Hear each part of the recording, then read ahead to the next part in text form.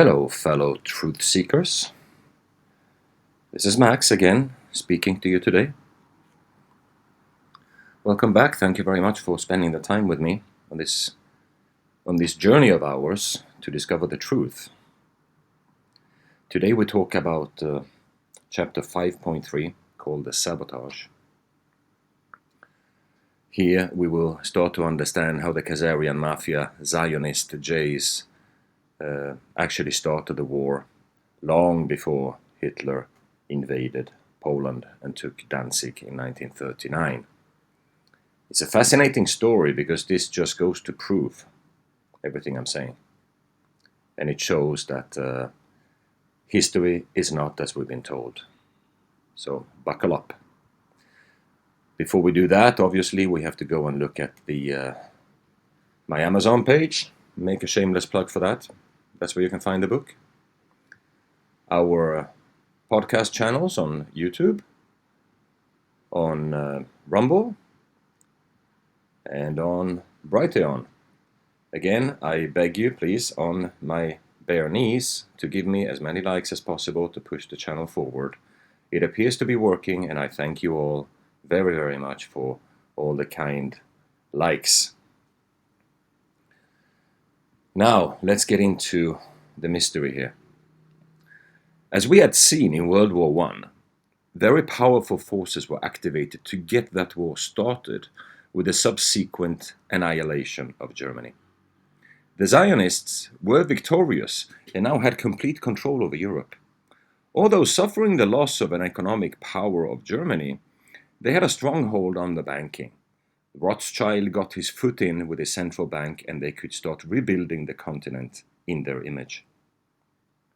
There are conflicting stories on the background tinfoil hat community on whether Hitler was a Rothschild himself. There's information out there stating that his mother was a Rothschild relative and thus he was actually a J himself.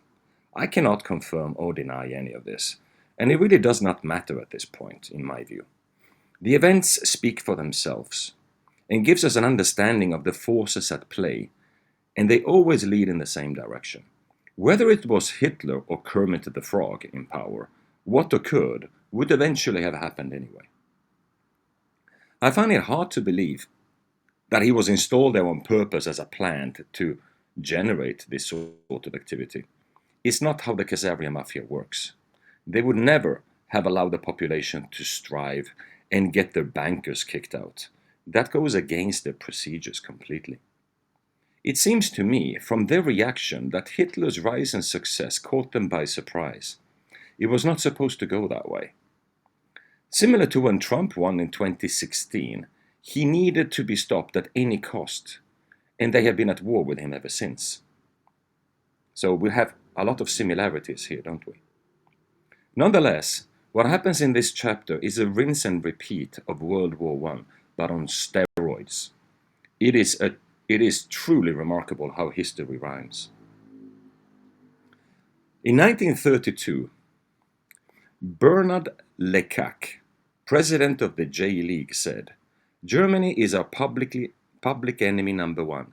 It is our object to declare war without mercy against her."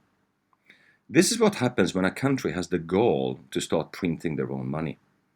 In 1933, long before the Germans had enacted any J boycott or action against that group worldwide, J leaders officially issued a declaration of war against Germany.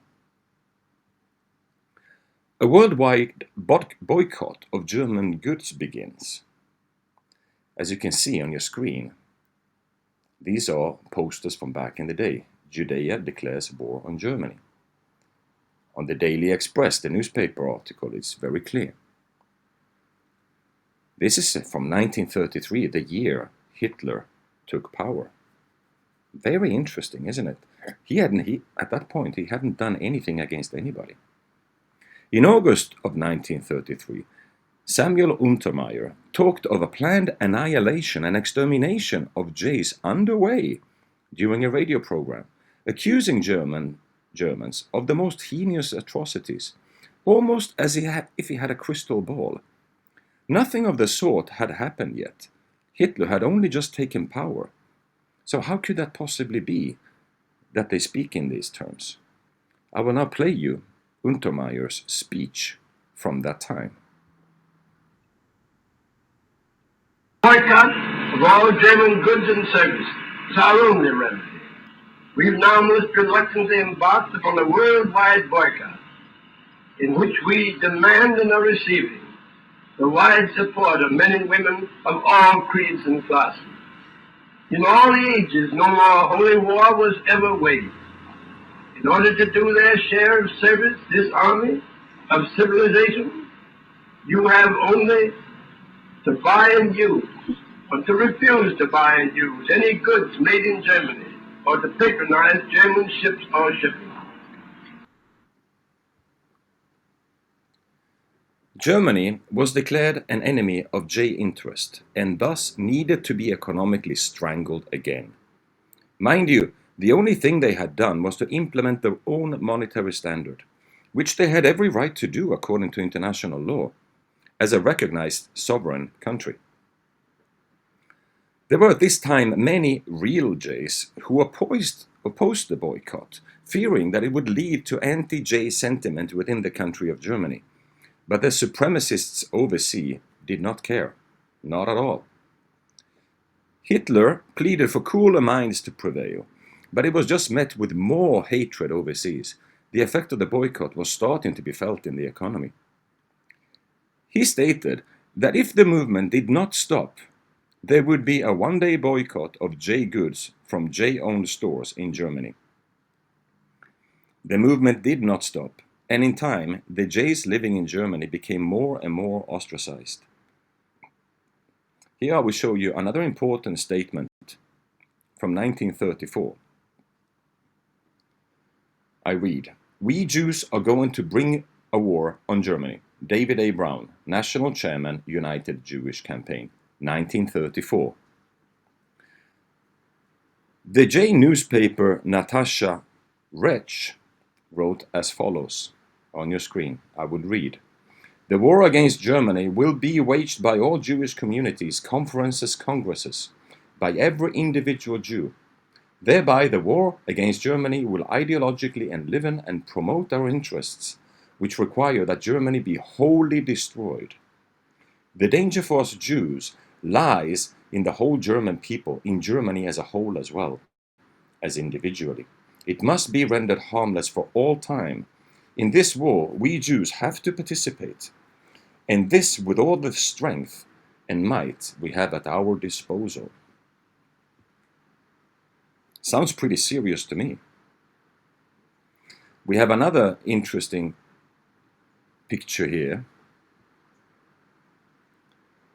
At the 1936 World Zionist Conference, Chaim Weizmann said, "Perhaps only 2 million will survive the upcoming Holocaust, but they will be ready for life in Palestine." This was 1936. What Holocaust are you talking about, Chaim? Which one? It hasn't happened yet. So if you look at the statements of Chaim Weizmann, this was long before the war even started. This Holocaust rhetoric is highly suspicious. Was it projecting something into the global consciousness in advance? One has to ask. J Global Media, which at this point was massively infiltrated and controlled, remember the protocols of Zion I mentioned before, right? They were launching a massive propaganda campaign against Germany that was unprecedented to that day. It was only after all this that Germany issued its own boycott on J goods and services. The J's had already declared war. It was clear as day. I read to you as follows. "Germany is the enemy of Judaism and must be pursued with deadly hatred. The goal of Judaism of today is a merciless campaign against all German peoples and the complete destruction of the nation. We demand a complete blockade of trade, the importation of raw materials stopped, and the retaliation towards every German woman and child." Jewish professor Alexander Kulischer, noted lawyer and Zionist, October 1937. These are real statements that I'm reading out to you here. Now please take some time and listen carefully to this real Jewish rabbi, and later this wise German lady. What I'm describing is accurate, and the history has indeed been altered to say otherwise. It is a hard pill to swallow, but it is the truth. I'll play for you this wonderful clip from a Jewish rabbi. סיפורים חשובים, עובדות חשובות, שמעבירות דברים שלא קיבלנו בבית הספר, לא קיבלנו בתוכנית הלימודים, כשם שלא לימדו אותנו, גם בחינוך גבוה. נתתי הרצאות לפני מורות ומורים להיסטוריה. למה באמת היטלר היה נגד היהודים? מה הוא רצה מהם? מה הפריעו לו? אבל הדברים כתובים כאן במיינקאמפ. זה הספר יצא רק לאחרונה, התירו לתרגם מיינקאמפ בעברית, זה אסור כל השנים. אבל יש תרגום קודם יותר שיד ושם תרגם קטעים, להם היה מותר. היטלר טוען בספר שלו שהיהודים הם קומוניסטים. הם עשו את המהפכה ברוסיה. הם הרגו שם 30 מיליון רוסים, את כל האינטליגנציה, בצורה אכזרית ונוראה. ואת זה הם רוצים לעשות לכל העולם. הארץ הבאה בתור זה גרמניה. הם הקימו את המפלגה הקומוניסטית והסוציאליסטית הגרמנית, וזה נכון. אם אנחנו לא נתגבר עליהם עכשיו, הם יחסלו אותנו, וישחטו גם כאן 20 מיליון איש את כל האינטליגנציה. וככה הם הלכו מארץ לארץ. כשבסופו של דבר האינטליגנטים היחידים, החכמים היחידים, יהיו רק היהודים. והוא צודק. את המהפכה ברוסיה עשו היהודים. את הצבא הרוסי בנה טרוצקי. הוא הקים את היפססקיה אבריה, המחלקה היהודית של המפלגה הקומוניסטית. בתמונה של פוליט ביורו הראשון, זה כמו הממשלה ברוסיה, מתוך 13 חברים, 6 יהודים. מי הקים את הקג"ב? לפני כן קראו לו NKVD. יהודים. אם כן הדברים טובים מפורש. הוא לא שנא את היהודים בגלל שיש להם פאות. הוא לא שנא אותם בגלל שהם שומרים מצוות. בגלל שהם קומוניסטים. והוא כותב כאן בצורה ברורה. היהודים הרסו את הדת ואת האמונה. הם הפיצו בגרמניה את הכפירה באלוקים. את זה הוא כותב כאן. אתם מבינים עכשיו למה הוא לומדים בבית ספר? כי מי כותב את תוכניות הלימודים? אותם שמאלנים. הרסו את כל הערכים. הרעילו את כל הספרות והתיאטרון. מתוך 9 עיתונים גדולים בגרמניה, 7 היו של יהודים.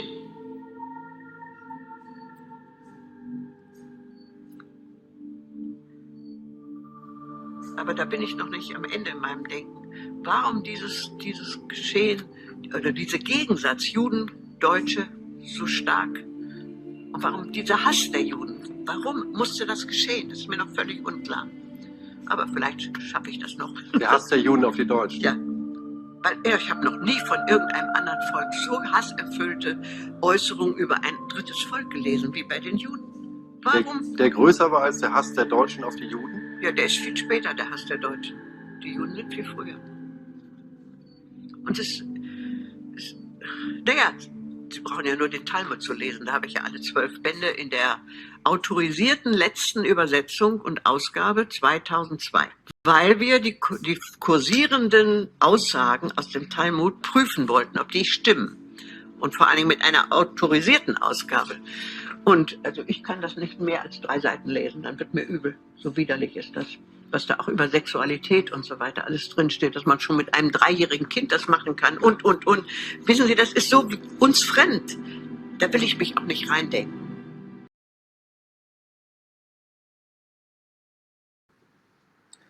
Those are pretty powerful words, don't you think? These are very, very rare video clips that you will never find online. But I saved them. I saved them all during years of investigation so that I could show them here to you today. Now, Germany's response was a defensive one. not an aggressive one. Regular Germans started to be attacked by J-communist terrorists. Over 100 National Socialist and 216 police officers were murdered. 20,000 National Socialist and 1,976 police officers were injured in various attacks. Those are very specific numbers, don't you think? February 27th, 1933, 4 weeks after Hitler's appointment as Chancellor, communist terrorists set fire to the Reichstag building in Berlin. History books portray this as an act planned and executed by Hitler to gain more control. But there was never any evidence to that effect. I used to believe the same story back in the day. It was written in the books, right? Now, after knowing the pressure beneath that led to these events, I'm starting to doubt the stories told. Local police caught a Dutch communist named Marinus van der Lubbe, accused of setting the fire. History tells us that this is a hoax. The event occurred anyway, so who's to say at this point? Now, Hitler acted fast. Emergency decrees were issued and communists were rounded up and jailed in what was to be later called concentration camps. Most of the communists just happened to be Jays, and the J media made a field day out of it, obviously. The Night of the Long Knives, or Operation Hummingbird, occurred in Germany between the 30th of June and 2nd of July 1934. At least 85 individuals were executed and more than 1,000 arrested by the National Socialists. It later was disclosed that the reason behind this somewhat unorthodox action against the communists, apparently void of any due process, was because of a coup that was being planned by SS leader Ernst Röhm. The party was infiltrated from the inside. This particular character was one of the founders of the party and one of Hitler's closest men. He was also a homosexual in secret, and this came out during his trial before his execution in 1939. This was not very well received as a way of life at the time. The action taken strengthened the unity within Hitler's ranks, and unity was stronger than ever. The murder that broke the camel's back, so to speak, was a young diplomat working at the German embassy in France, shot without any apparent reason by a J. The news of the murder triggered riots, torching and vandalism directed at J and communist shops and businesses. The riots were not sanctioned by any official NSDAP member. Goebbels ordered the stoppage of activity immediately, and they stopped overnight.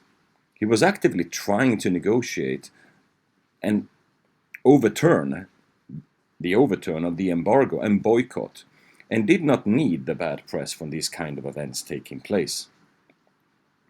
He later made a radio announcement that any other attack on J businesses would lead to severe penalties.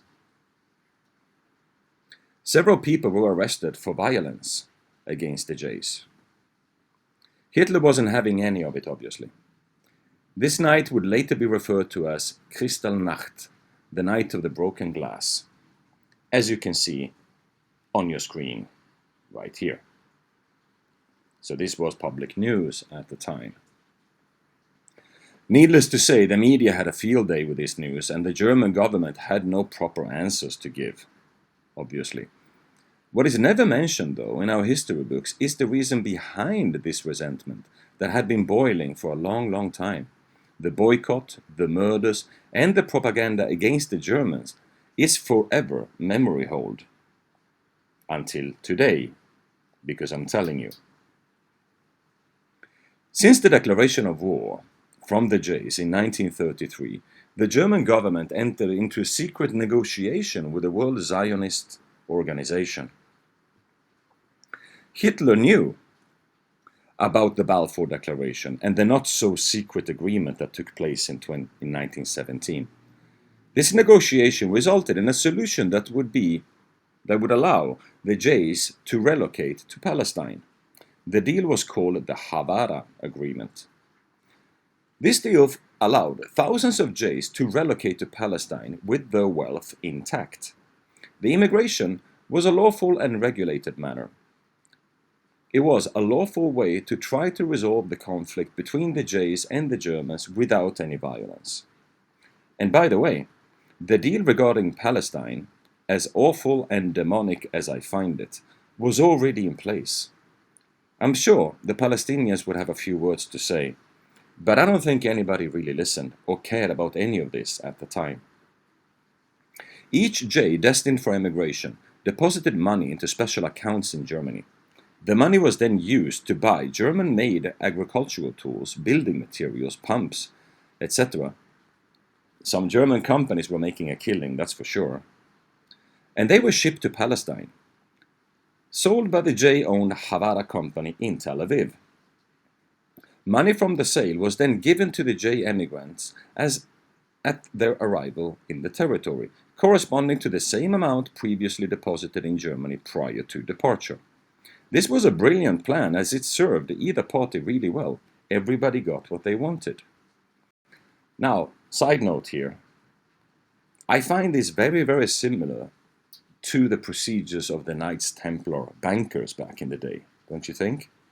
Deposit money in your home and then receive your deposits in the Holy Land. Very similar indeed. Now, Hitler supported this immigration plan from 1933 until 1941, when the war prevented any further collaboration. By the start of World War II, Israel's economy would hold $500 billion worth of assets on its books. One very unknown fact is that there were very serious talk of making Madagascar Island on the east coast of Africa the new home for the Jay population, and it would have been perfect. This plan fell apart when the British invaded it and took over. It would then have to be the Middle East, with all the problems that followed.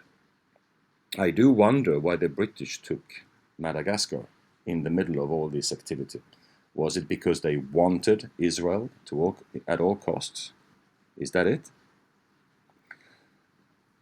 Now, I will play you a clip that describes not only Madagascar, but also a very important point. Why the Jays had historically been banned from various cities and countries throughout the centuries. This is absolutely factual, but please remember the people mentioned here are fake Jews. The real Jays are completely innocent of any of these accusations, and they just want to live in peace and practice the religion in peace. As I try to emphasize as many times as I can, they are not to blame. So watch this quick clip here, please. Hitler's final solution to the Jewish problem was creating a homeland for the Jews on the beautiful island of Madagascar off the coast of southern Africa and resettle 1 million Jews per year under German protection and supervision. The idea of a Jewish homeland in Madagascar had actually been circulated throughout Europe since the 1880s. The National Socialists worked out a plan going into detail for the evacuation of the Jews to Madagascar and for their settlement there. SS Major General Heydrich submitted this plan directly to the Reich Foreign Minister in August 1940. The Madagascar plan was unfortunately scrapped when the British invaded the island in 1942, taking control away from the Vichy France after the Battle of Madagascar. A Jewish Madagascar would have been a win-win solution for Jews and Europeans, and would have spared the poor Palestinians and other Arab nations all of the horrors and wars they would endure after the founding of Israel in 1948. For centuries, Europeans and Jews have had problems living together. The Jews have been expelled from over 100 nations before. This expulsion was not something new. Every single nation where the Jews were given full rights and privileges, they had exploited and morally corrupted the host nation, defiled the Gentiles, and then created uproars against themselves. The Jewish supremacists have of course always been able to put a blame on quote-unquote anti-Semitism. The National Socialists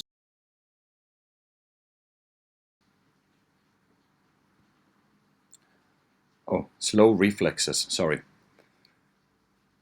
Now, Hitler held a conference in the suburb of Berlin on 20th of January 1942, where it was decided on the final solution to the J problem. The final document of the meeting's decisions is publicly available, and nowhere does it mention anything about killing Jays. The meeting did not discuss gas chambers, shootings, or any other extermination methods at all. Now, further explanation, and all we really need to hear, is in fact in the clip I'm about to play you right now. Listen to this. Socialists wanted Jews to leave Germany, and the Zionists wanted the Jews to come to Palestine to help create the Zionist state. The National Socialists held a conference in Wannsee, one of the suburbs of Berlin, on 20th January 1942, where it was decided on the final solution of the Jewish problem. The original document from the meeting is actually available on the internet, and nowhere does it say anything about killing the Jews. The meeting discussed neither gas chambers, shootings, nor any of other extermination methods. There was never a final solution plan. That's one of the falsehoods that floats around. Just because the Nazis had used the term final solution, both years before the war and at the beginning of the war, it doesn't mean they ever actually drafted a plan. Even the minutes of the meeting, the minutes that were taken of the Wannsee conference, quite clearly state that the Jews at one point will be released. So there was no talk of any final solution plan there. There was simply a talk of, well, now that the Eastern Front is kind of stalled, we've got to figure out what to do with these many millions of Jews that we now have in our custody. That was a problem the Nazis did feel the need to deal with, but not by creating one giant overreaching plan. The purpose of the Wannsee Conference was to discuss and plan how Europe's Jews would be deported to the East. Some Jews would remain in Germany to work with road and construction and more. They also decided that Jews who participated in the First World War, all of which were over 65 years old, and all who worked in the industries, would remain in Germany. This has also been confirmed by Yehuda Bauer, professor of Holocaust Studies in Avraham Harman Institute of Contemporary Jewry in Hebrew University of Jerusalem. Transit camps were also created in Poland to facilitate the immigration of Jews. The term Endlösung der Judenfrage, final solution of the Jewish question, was a phrase used by the National Socialists regarding the Auswanderung, immigration, and Evakuierung, evacuation of Jews in occupied Europe to the East, Palestine, and Madagascar. The first to use the term, however, were actually the Zionists. The final solution of the Jewish question is in fact a direct quote from the 1897 Zionist Manifesto. The infamous phrase was being used by leading Zionists long before NSDAP even existed. In 1897, the National Jewish Association, Cologne, published its program called Thesis. Experience has shown that civic emancipation has fallen short of securing the social and cultural future of the Jewish people. The final solution of the Jewish question lies therefore in the establishment of the Jewish state. In 1897, the Rothschild founded the Zionist Congress and arranged its first meeting in Munich. This was rearranged in Basel, Switzerland. This gathering was led by the father of Zionism, Theodor Herzl, and in 1899 he proposed the final solution of the Jewish question and proposed liquidation of Jewish wealth. It is essential that the suffering of Jews become worse. This will assist us in the realization of our plans. I have an excellent idea. I shall induce anti-Semites to liquidate Jewish wealth. The anti-Semites will assist us thereby in that they will strengthen the persecution and oppression of Jews. The anti-Semites shall be our best friends. Herzl also used the term the final solution of the Jewish question in an 1899 letter to the Russian Tsar. I owe my permission to submit the Zionist plan for the final solution of the Jewish question.